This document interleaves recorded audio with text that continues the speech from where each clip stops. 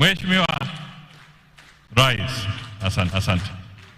Asanteni sana, tafadhali tunaweza kuketi chini. Thank you very much.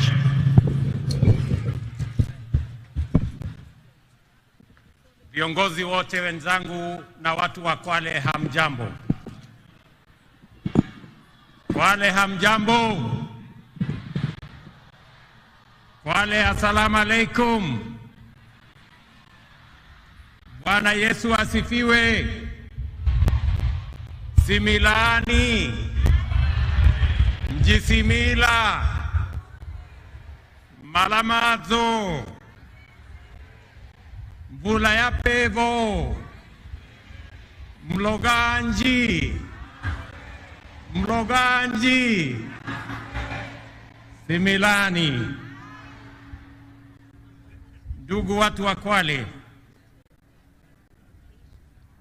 kwanza nataka niwapongeze wananchi wa Kwale na wananchi wa taifa letu tunayoipenda Kenya kwa kutukaribisha katika sherehe hii ya Mashujaa 2024 hapa Kwale. Nataka nimpongeze viongozi wote waliofika hapa. Nataka niwapongeze pia viongozi wote wa Kwale hii wakiongozwa na Mama Governor Fatuma Achani.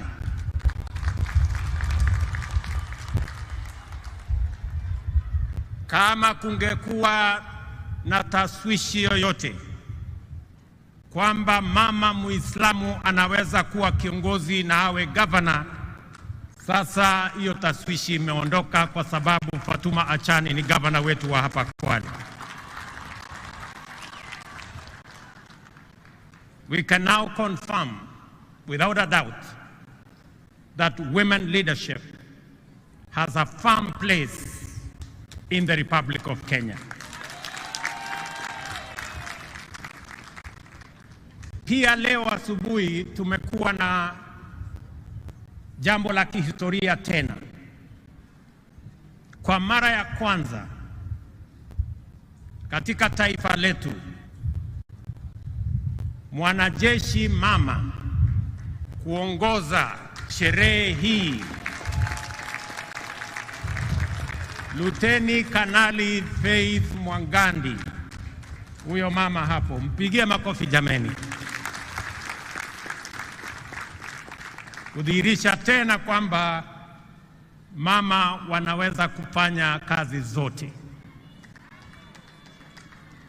And that is why we, the people of Kenya, are proud defenders of our freedom and aspire to become and remain free and sovereign. These were the foremost attributes of the first generation of freedom fighters who faced the monster of imperial domination with unflinching courage and commitment to prevail, even if it cost them everything, including their very lives. From them, we have a fine model that has inspired generations of selfless patriots and continues to inspire us today as we do our part in nation building. From them, we have learned that to be free, we must be united as one family that draws its strength from the unique contribution of its diverse members, and that we must see each other as equals, treat each other justly, and leave no one behind. We, the people of Kenya, know that just like our ancestors, we have what it takes, including the values, principles, and commitments that define Mashujaa, to break free of oppression, humiliation, poverty, and indignity. We know this because for our nation to be free, brave men and women, young and old, from every community and every region struggled with exemplary determination until Kenya was free. We know this because everywhere you go in Kenya, the echoes of heroism, histories of sacrifice, and legacies of historic struggle by ordinary people who achieved extraordinarily endure to date. Our heroes did not hail from one village or speak one language. Our heroes are numerous and diverse, united by a principled commitment to confront an unjust, exclusive, and oppressive system in pursuit of a noble vision of national liberation. This unity of purpose motivated the icon of courage, Mekatilili Wamwenza, and her generation of champions from every part of Kenya to resist colonialism, as well as Ronald Ngala and his fellow freedom fighters who advocated independence and decentralized government, which was an early fashion of devolution. In confronting colonialism, Mekatilili Wamwenza did not seek to free her village or region from occupation by a community. Instead, she resisted the structures and institutions of a system of exploitation and tyranny in the knowledge that defeating it would free a whole nation. This is the same spirit embraced by our freedom fighters, such as Otenyo Nyamantere and Mora Ngiti from Kisii, Wanameme Masinde in Bungoma, Oigo Paul Agwech and Oyuko Fipi Ambio in Kisumu, Igogi Teresa Kiambi in Meru, Kalondu Matheka Mbalu in Makueni, and many others. The great lesson that has been passed down to us from their era, and which we must faithfully transmit clearly and boldly to the future generations, is that every citizen of Kenya is a full and equal member of our political community, entitled to make a contribution to nation building, and with an inalienable right to a full, just, and fair share of all the benefits that accrue from our development. No proposition to discriminate or to unjustly diminish one while enlarging another's right is admissible anywhere. Therefore, any formula seeking to exclude, alienate, or disenfranchise any person, group of community for any reason is repugnant to the very essence of our nationhood. We are one people, and Kenya is one united, indivisible, and sovereign nation. Ladies and gentlemen, freedom came at great cost and was won against overwhelming odds. It called for a capacity to embrace immense sacrifice and willingness to pay the ultimate price. We remember them and appreciate their sacrifices. We recognize their achievements and acknowledge that the nation we have today, with its past history and future prospects, is a legacy of their work, commitment, and life. Every day, the Constitution commands us to honor our freedom fighters who struggled heroically to bring freedom and justice to our land by living up to the spirit of Mashujaa in the way we relate with one another, pursue our vocations, and build our nation. Article 10 of the Constitution shows us how to be Mashujaa in our own way, day by day, every day. The freedom fighters were inspired by enduring universal principles and values which have transcended generations and live with us today. Unity, sharing, integrity, Courage, determination, and patriotism are our sources of strength in the face of difficulty, risk, and danger. The struggle for freedom is the overwhelming and everlasting mission of humanity, because in freedom lies the opportunity to achieve peace and democracy, health and wealth, justice and dignity, equality and inclusion, as well as unity in the pursuit of prosperity individually and collectively. Freedom is the key that opens the door to sustainable progress in every sector. That is why today we are a modern, competitive economy and a devolved democratic society.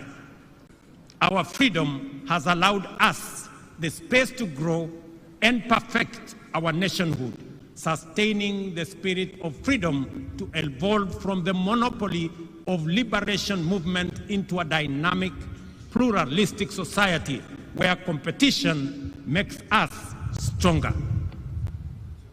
Since the ultimate goal of freedom is sustainable development, the heroic struggle of our time must focus on achieving this through inclusive growth. The Mashujaa of our era calls for urgent mobilization to create wealth and jobs, reduce poverty and inequality, and protect our environment. The dedication we bring to these tasks will determine how well we uphold the legacy of Mekadilili, Wamenza, and other freedom fighters. This fact is abundantly clear to us. The persistent unemployment, severe poverty, increasing inequality, and general gross underdevelopment are not only undesirable, but are also unacceptable derogation from the legacy of our Mashujaa and the spirit of our intergenerational commitment to freedom. Recognizing this, the government formulated a plan aimed at enhancing dignity and security, creating wealth and expanding opportunities by increasing investments in infrastructure development, essential service delivery, and the productivity of key strategic sectors. The bottom-up economic transformation agenda is Kenya's economic freedom charter, which mobilizes unprecedented levels of investment into the most impactful sectors in providing essential public services inclusively and affordably, multiplying incomes and creating millions of new, good jobs for our many well-educated and highly skilled young people.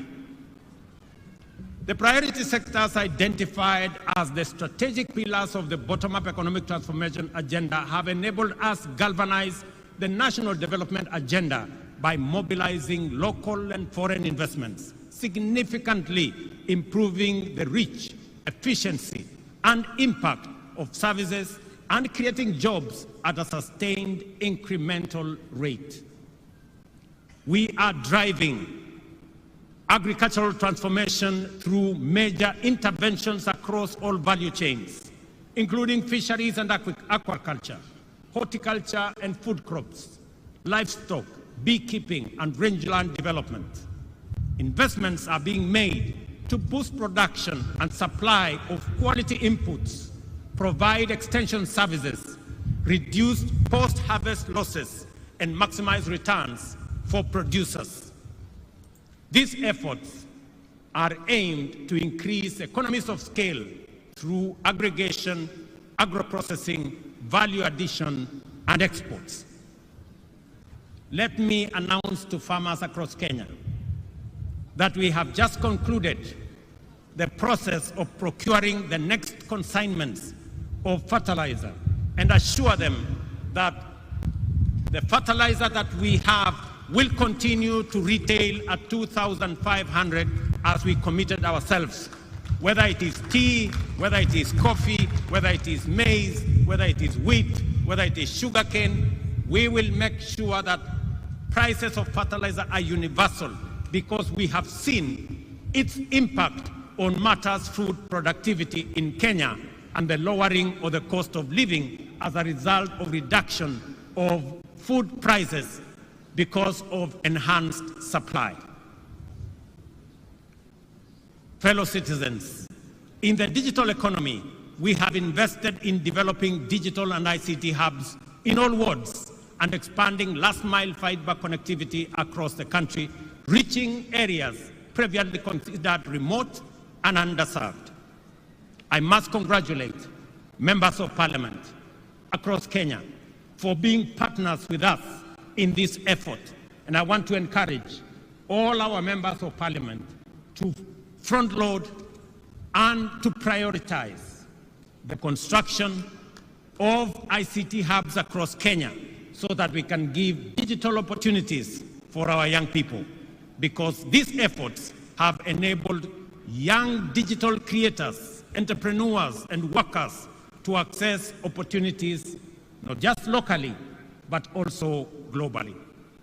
We have also supported our mama mboga, the boda operators, small-scale traders, construction workers, and others working in the informal and the hustler economy by investing in financial inclusion through accessible loans, capacity building, and regulatory reforms to facilitate their growth. I want to commend the banking industry for extending, just last week, an additional 150 billion in loans and loan facilities to micro, small, and medium enterprises to complement our efforts in making sure that we attend to the people lower in the category. To achieve universal health coverage, we have transformed the provision of health care to enable all Kenyans access promotive and preventive services in addition to curative services. First, under an all-inclusive social health framework, and also through programs like Afya Bora Mashinani, which has onboarded over 100,000 community health promoters who provide health care directly to people in their homes. Ladies and gentlemen, today marks the conclusion of Boma Yangu Week, launched last Monday to celebrate the achievement of our affordable housing program. Throughout the week, we showcased significant progress in advancing this ambitious agenda, which aims to transform lives and livelihoods by providing affordable, decent homes for millions of Kenyans. On this Mashujaa Day, we recognize key initiatives such as the Kenya Urban Resilience Project, the Kenya Informal Settlements Improvement Project, and the National Climate Resilience Program, otherwise known as Climate Works. Under our bottom-up economic transformation agenda, we are committed to striking a major blow for the freedom struggle of our time by eradicating the shame of hunger in the land of plenty, taking decisive measures to significantly reduce poverty, providing all Kenyans with high-quality health care, and enhancing dignity, well-being, and standards of living for everyone. The affordable housing program is central to these efforts, with a target of delivering 200,000 homes annually to meet the growing demands of housing. This initiative aims to tackle the deficit that has left many Kenyans living in insecure, unsanitary, and poorly constructed dwellings, and also fostering the growth of sustainable communities and generating jobs and opportunities across many other sectors. We all know that the future is urban. 60% of our population, not just in Kenya, but globally, will be living in urban areas. That is not a choice we can make. That is what's going to happen.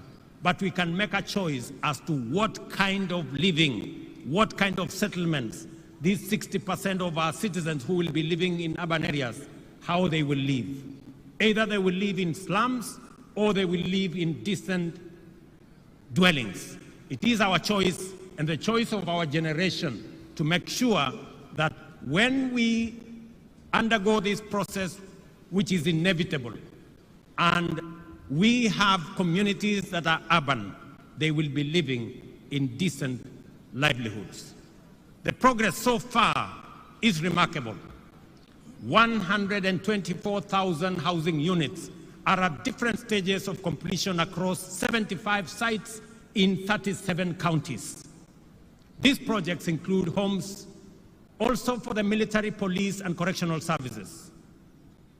I am happy that the students have participated in designing student accommodation, and congratulations to the students who came, the 60 of you who have participated in that process. Here in Kwale County, I am also happy that the Mashujaa Affordable Housing Project is underway, creating daily employment for over 200 workers. Similarly, the Diani White House project is under construction and is also generating more jobs and more opportunities. Boma Yangu, a key platform in the program, exemplifies our commitment to economic empowerment and improving Kenya's quality of life. This online portal aggregates housing demand with over 547 registered users, of whom 52,000 have collectively saved more than 2.3 billion towards home ownership. These numbers represent real individuals striving to achieve their home ownership dreams.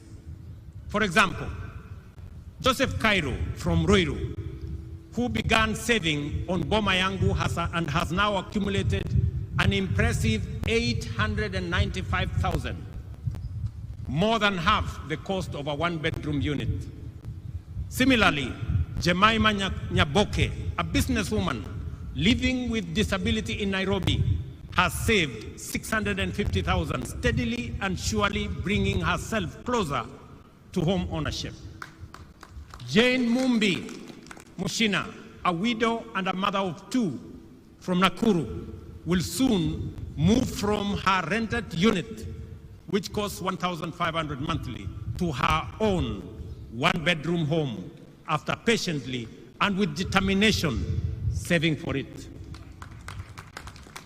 Likewise, David Gagiri, a 44-year-old Juakali artisan and a father of 4, is rearing and nearing the completion of his savings to move into his own house. These stories illustrate how the affordable housing program is empowering ordinary citizens, affirming their dignity and opening pathways for financial independence.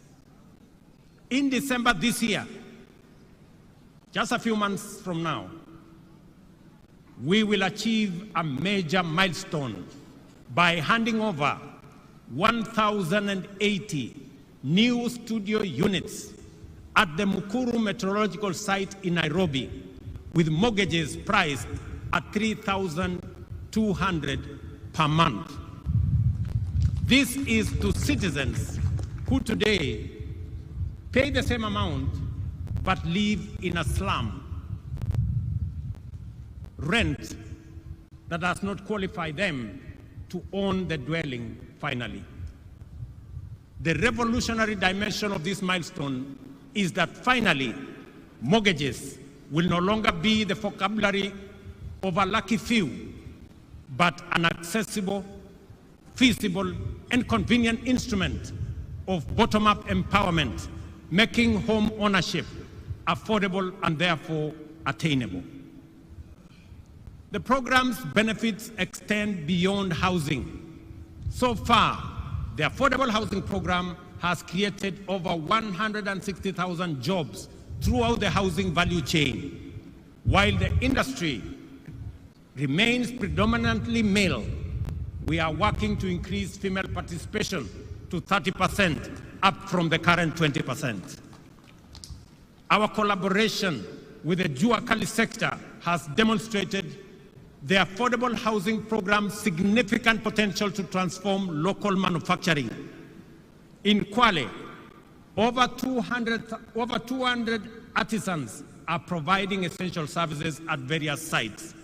fabricating components such as doors, windows, and cabinet fittings. The success of involving worker cooperatives and artisans has strengthened our commitment to support local businesses. You heard the governor of Kwale enumerate the number of companies that now work with us. To facilitate this further, the government has allocated Kenya shillings 4.4 billion specifically for payments to MSMEs supplying goods and services under this program. I was especially proud to witness the signing of the 720 million subcontract awarded to Soweto High-Rise Fabricators and Woodworkers Association in Githure, just the event that you saw us here this morning. This partnership will greatly enhance the business prospects of these Juakali associations, now recognized as bona fide affordable housing program suppliers.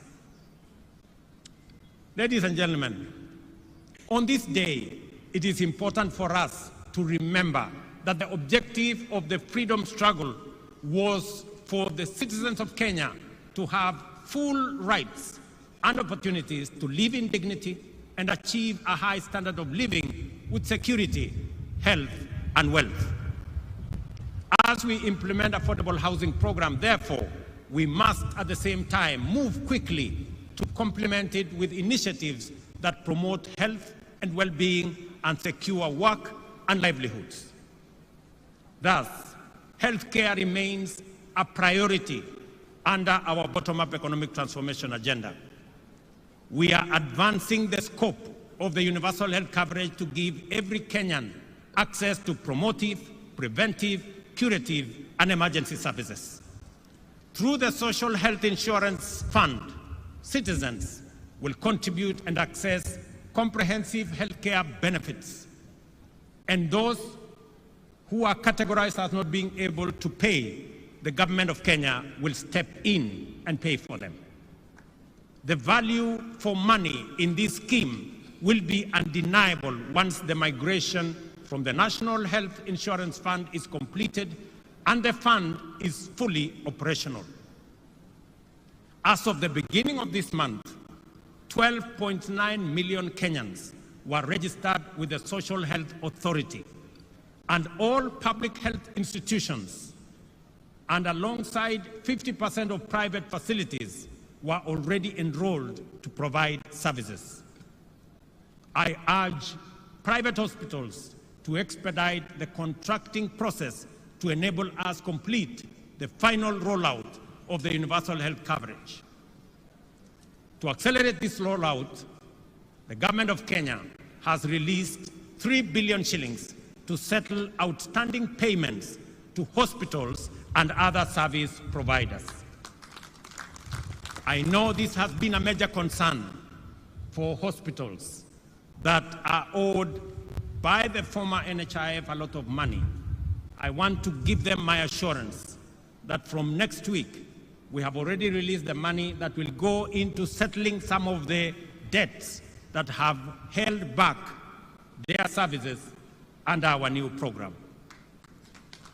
Ladies and gentlemen, the time for doubt and anxiety is slowly but surely getting behind us, and the space for criticism, skepticism, and pessimism is over. Real change ushers us into unfamiliar places. Transformative change overturns old assumptions and unlocks unprecedented possibilities. Every step into the future takes a measure of courage, and the comfort of the familiar can become a temptation to hesitate or backslide. We have been here before, Kenyans, times without number. Many Kenyans were anxious about the prospects of the freedom struggle and doubted the capacity of our freedom fighters to defeat the formidable power of the empire. Some were afraid that what they saw as an uncertain future in an independent nation, in contrast with the very real, if undesirable, present, in an oppressive colony. Later, when challenging the single-party monopoly, many worried that embracing democratic pluralism might destabilize the country and lead to state collapse. More recently, some hesitated as we took a leap of faith into a new dispensation, fearing that devolution could fragment the nation and that strong checks and balances might render the republic ungovernable. Despite these concerns, here we are, stronger than ever, facing the future with greater confidence and building a strong nation that is respected for its positive contribution, not just at home, not just regionally, but also globally. Independence, multi-party democracy, and our progressive constitution have made Kenya stronger, enabling our country to move forward and upwards, even in the midst of unprecedented challenges. What we have learned from Kenya's history of freedom struggle is this: we must not allow the fear of change to imprison us in the past, and we must have greater faith in our collective capacity to achieve inclusive transformation and usher in progress that leaves no one behind. I call on all Kenyans. I call on all Kenyans to have faith and a little patience. In matters of weeks, or in a matter of weeks, SHIF will be serving us efficiently and making the dream of universal coverage come true. I am aware that during this transition period, employees of the former National Hospital Insurance Fund will be managed in accordance with the provisions of the Social Health Insurance Act of 2023. I want to assure all the former employees and those now serving under our new outfit that no one will lose their jobs, and that I appreciate their dedication and service during this transition. We will make sure that everybody who has served in the former outfit is transitioned into the current outfit. We have implemented strong institutional and strategic measures to extend the impact of universal health coverage by developing the biomedical, pharmaceutical, and medical supplies production industries. To enhance healthcare delivery and ensure the security of medical supplies, the Government of Kenya is improving the overall supply chain, starting with capacity upgrades and the establishment of Kenya Medical Supplies Agency regional distribution centers in Kisumu, Embakasi, and Mombasa. Ladies and gentlemen, the Kiswahili saying, mgaga na upwa hali wali mkavu, is an understated hint of the promise held by our blue economy. Because of the Indian Ocean, Kwale County and coastal region as a whole abound with transformative opportunities of an immense magnitude. At present, the blue economy contributes 20 billion to the economy annually and is expected to increase to over 80 billion in 5 years. This transformation will create thousands of jobs and stimulate regional economy through increased investment in various industries, enhanced export manufacturing, and expanded overall economic activity. To begin with, we are investing Kenya shillings 2.7 billion in the construction of fish landing sites and markets equipped with cold storage facilities across the country, with 1.2 billion allocated specifically to the coast region. Additionally, we are releasing 1.7 billion in grants to support 612 fishing cooperatives and groups in the region. I must commend the Ministry of Mining and Blue Economy for an excellent job that they are undertaking. The Shimoni Port, Kenya's first dedicated fish port, is now 82% complete. I came to start that project months ago.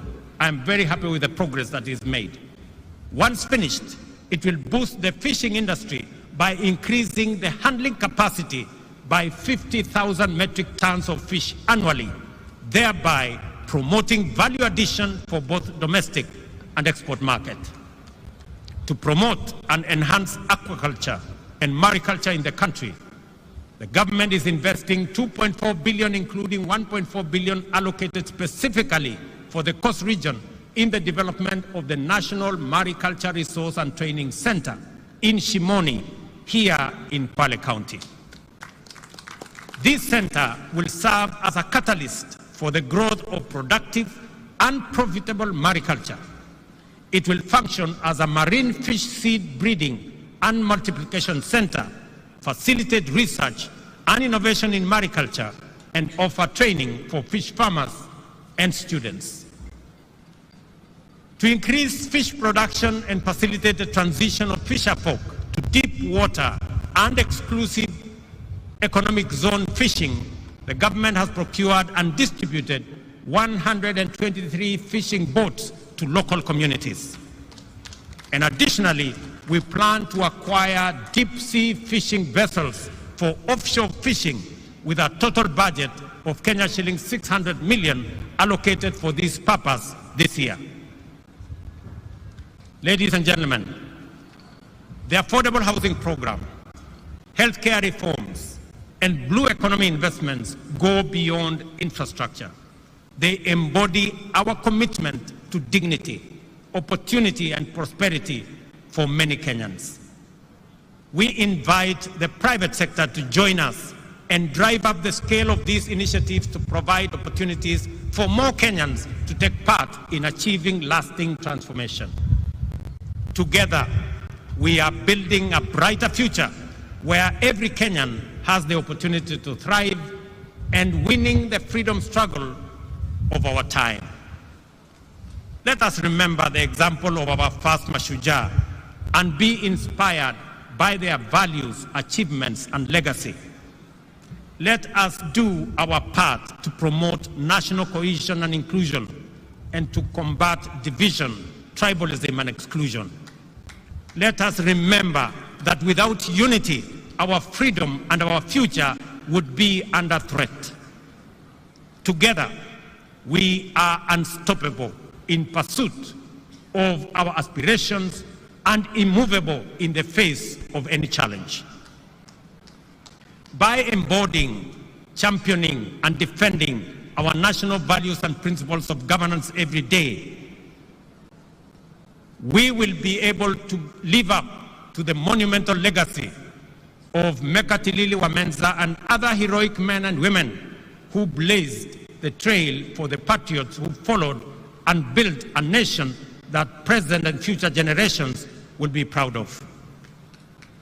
I am encouraged by the bravery, diligence, and loyalty with which Kenyans of all walks of life undertake their profession and social tasks, fighting crime and terrorism, defending the nation's territorial integrity, treating the sick, feeding the nation, teaching our children, and serving the needs of underprivileged citizens.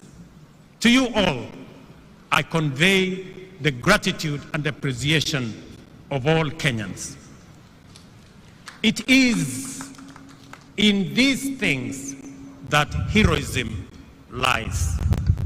The fact that we must do them every day doesn't make them any less heroic or extraordinary. Mashujaa is doing ordinary things in extraordinary ways. Therefore, whatever our vocation, let us apply ourselves with zeal, because that is how great nations are built. Ladies and gentlemen, watu wa Kwale, ndugu zangu watu wa Kenya, nimefurahi sana kuwa kati yenu katika sherehe hii ya muhimu, sote tukiungana na tukihakikisha kwamba kazi ya kila mtu isidharauliwe na mwingine.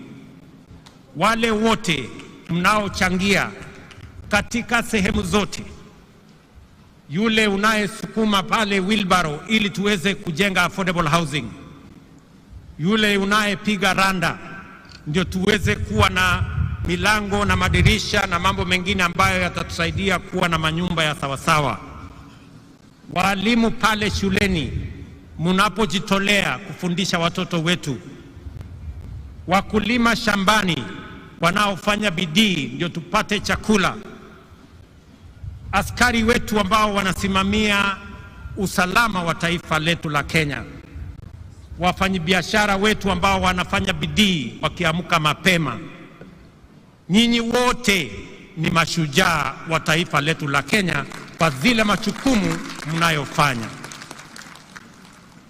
Nataka niwaeleze ndugu zangu wa Kenya ya kwamba nchi hii tutaijenga na mikono yetu na nguvu yetu na bidii yetu, kwa sababu nchi hii haiwezi kujengwa na wageni, haiwezi kujengwa na wengine. Hii ndio nchi Mungu ametupatia, na ni jukumu la kila mmoja wetu, mahali popote ulipo, utoe mchango wako kwa uzalendo, kwa kujitolea, kwa bidii. Na mimi nataka niwahakikishia kwamba tutafaulu kama nchi ya Kenya tukifanya hivyo, tukiwa tumeungana pamoja. Mwisho kabisa, nikiwa hapa Pwani, tumekuwa na jambo ama donda sugu la mambo ya ardhi. Nataka niwatangazie ya kwamba tayari tuko na pesa shilingi bilioni 1.5 ya kuanza ile program ya absentee landlords na kusaidia wananchi ambao wanaishi katika mashamba ambayo sio yao, tuweze kuwasaidia wawache kuwa maskota, wawe wenyeji, kwa sababu tutaungana na wale ambao mashamba haya ni yao, tuweze kununua, ndio tuweze kusonga mbele pamoja. Na mimi nataka niulize magavana wetu pamoja na wabunge na wale wengine wote, tuungane katika safari hiyo, ndio tuweze kukomboa watu wetu kutoka mambo ya uskota. Asanteni sana watu wa Kwale, asanteni sana ndugu wa Kenya. Thank you very much. God bless you all, and God bless our great country that we love, Kenya. Asanteni sana na Mungu awabariki. Naomba kwa heshima sote tusimame kwa wimbo.